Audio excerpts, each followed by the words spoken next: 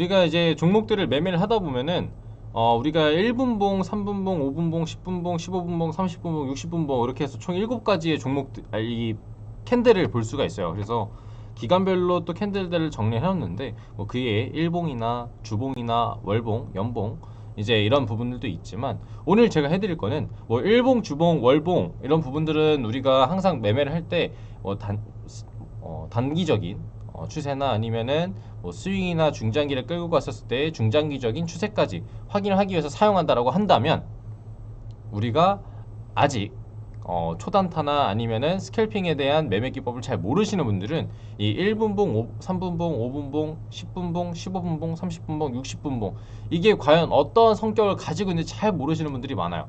우리가 일단 매매를 잘 하려면 이 성격마다, 이 캔들마다 성격이 어떤 것들이 가지고 있는지 알아야 되기 때문에 제가 오늘 해드릴 강의는 이 성격마다, 이 분봉마다의 성격이 어떤 게 있는지 설명을 드리도록 하겠습니다. 자, 영상 끝까지 보셔야 어떻게 잘 활용을 할 수 있는지, 어떤 것들을 좀 주력적으로 봐야 되는지 체크를 할 수 있으니까 영상 끝까지 봐주시면 좋을 것 같고요. 일단 강의 들어가도록 하겠습니다. 자, 첫 번째 1분봉이요. 1분봉은 과연 어떤 것들을 많이 사용하느냐. 초단타에서 가장 쉽게 접할 수 있는 캔들 중에 하나입니다. 일단 특징은 쉽다라는 것들이 있어요. 왜?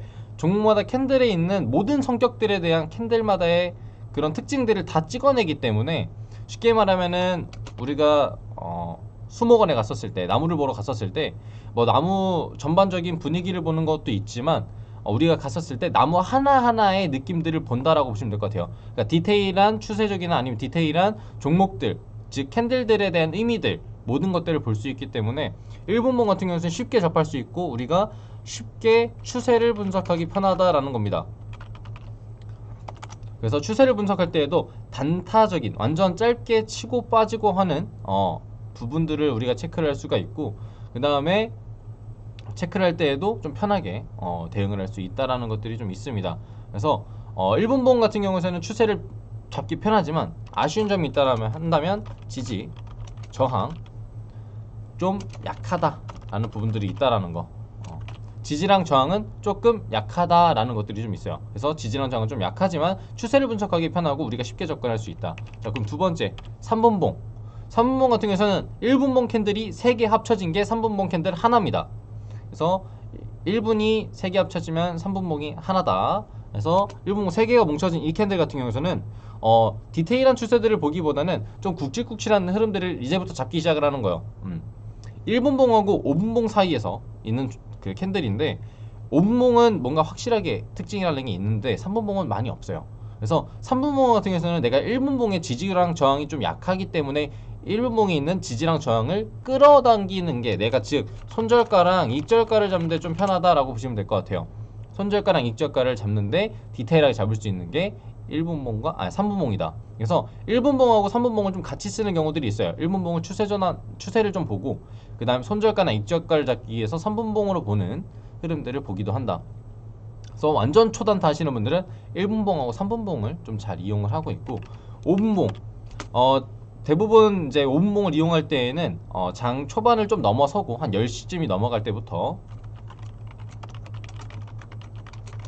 10시가 넘어가고부터 종목들을 5분봉을 보기 시작을 합니다. 왜 그러냐면 장 초반에 나오는 급등 추세에 나와 있는 단가들과 그 다음에 장 초반에 나오는 모든 흐름들을 캔들들로 표시를 하기 때문에 좀 편하게 볼 수 있는 부분들이 좀 있고 그 다음에 5분봉 같은 경우는 지지랑 저항이 나름 튼튼하게 좀 받쳐주는 구간들이 있습니다. 그래서 1분봉의 추세보다는 5분봉의 추세가 더 강하고 1분봉의 지지랑 저항보다는 5분봉의 지지랑 저항이 훨씬 더 강해요.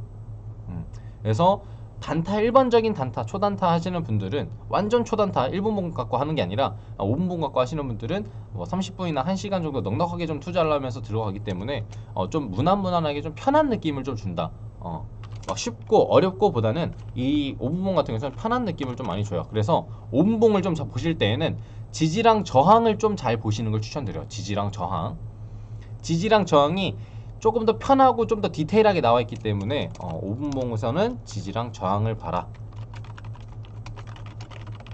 그리고 10분봉 같은 경우에서는 많이 보는 캔들의 성격은 아닙니다. 많이 보는 성격은 아닌 게 5분봉에서 지지랑 저항을 확인하고 15분봉에서 먼저 설명을 드릴게요. 15분봉에서 패턴들도 많이 보기 시작을 합니다. 패턴봉이 15분봉이에요.